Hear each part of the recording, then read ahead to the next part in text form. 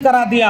और जब स्कूल में एडमिशन करा दिया तो पता चला अगली बार लड़ाई इस बात पर होने लगी कि अब इस घर में किसी देवी देवता की तस्वीर नहीं रहेगी, ईश्वर के खिलाफ सारी पढ़ाई उन्होंने करनी चाहिए। ईश्वर नहीं है, ईश्वर नहीं है, ईश्वर बिल्कुल नहीं है। जिसने ईश्वर को रचा वह बेवकूफ है। जो ईश्वर का प्रचार करता है वह दुष्ट है, और जो ईश्वर की पूजा करता है वह बर्बर है। ये कोटेशन कि ये धर्म तो और बड़ा पाखंड है जो सबको ईश्वर के सामने तो बराबर मानता है, लेकिन अपने अंदर जाति रखता है, और जाति में कुछ लोग शूद्र हैं, निकृष्ट हैं, कमजोर हैं, और कुछ लोग बहुत ताकतवर हैं। पेरियार वापस लौटते हैं और दक्षिण भारत में जनेऊ के साथ क्या सलूक करते हैं। पेरियार ईश्वर के लिए लिखते हैं, क्या तुम कायर हो जो हमेशा छिपे रहते हो, किसी के सामने नहीं आते? क्या तुम खुशामद पसंद हो जो लोगों से दिन रात पूजा अर्चना करवाते हो? क्या तुम हमेशा भूखे रहते हो जो लोगों से मिठाई, दूध, घी आदि लेते रहते हो? क्या तुम मांसाहारी हो जो निर्बल पशुओं की बलि कराते हो? क्या तुम सोने के व्यापारी हो जो मंदिर में लाखों टन सोना दबाए हुए बैठे हो?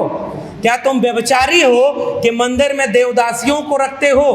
क्या तुम अंधे हो कि तुम्हें इस मुल्क के कमजोर गरीब लोग नहीं दिखते? क्या तुम लाचार हो कि जिन पर हिंसा हो रही है उनकी मदद नहीं करते?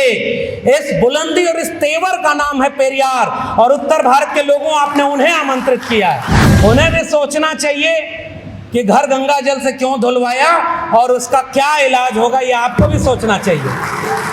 मैं याद करूंगा मानवर कांशी राम को, जिन्होंने जब वाम सेफ और बहुजन आंदोलन को आगे बढ़ाया तो दो काम किया था। मैं पेरियार को एक सांस्कृतिक और सामाजिक आंदोलनकारी के रूप में याद कर रहा हूं। और उन्होंने जब उत्तर भारत में काम किया सर, तो Ambedkar on wheel and Periyar on wheel करके अंबेडकर मेला और पेरियार मेला लगाते थे।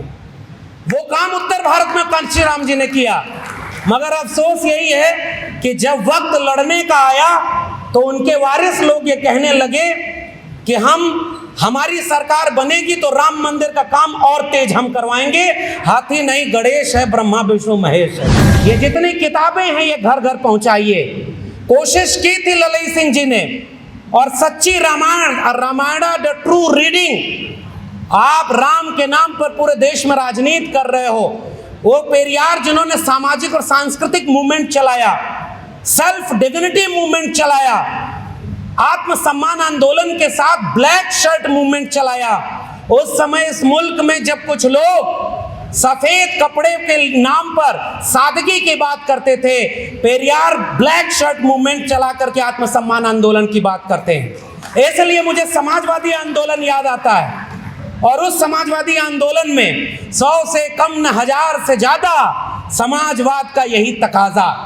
वो जो समाजवाद था जो डॉक्टर अंबेडकर का, लोहिया का, पेरियार का था, नाली के गैस से चाय बनाता हुआ और गणेश जी को पहली प्लास्टिक सर्जरी कराता हुआ, और उसके बाद सूरज को निगलता हुआ ही पढ़ेंगे आप, क्योंकि स्कूल, कॉलेज, विश्वविद्यालय बेच दिए गए। इसलिए पेरियार साहब को मैं आखिरी बात केवल अपील के लिए कह रहा हूं होगा कि साहब नहीं कुछ कर रहे हो, आप परशुराम का परसा भी पकड़ रहे हो, आप मंदिर और हिंदू की बात कर रहे हो, फिर भी आपको सत्ता अगर नहीं मिले तो कुछ वादे कर दो। पहला वादा कि वो जो चरवाहा संस्कृति के लोग थे, पशुपालक जातियां थी जिससे पेरियार आते थे, पेरियार ने कहा जाति खत्म करो, कर्मकांड, अंधविश्वास खत्म करो, और जो जिसकी जितनी हिस्सेदारी है उसको उतना दो। उत्तर प्रदेश में राजनीति करने वाले लोग 24 के चुनाव के पहले एक घोषणा करें कि जब उत्तर भारत में सरकार इनकी होगी तो जो काम तमिलनाडु में 69% रिजर्वेशन का हुआ, जो अभी झारखंड में 77% का हो गया, उत्तर प्रदेश में 52% रिजर्वेशन ओबीसी को देंगे। और यहाँ 21% दलित आबादी है। कम से कम अपने राज्य में ये कहो कि आप दलितों, पिछड़ों, आदिवासियों का रिजर्वेशन 70 से 80% कर दोगे, आधा काम आपका आज हो जाएगा। और इसलिए मैं आपसे अपील करने आया हूं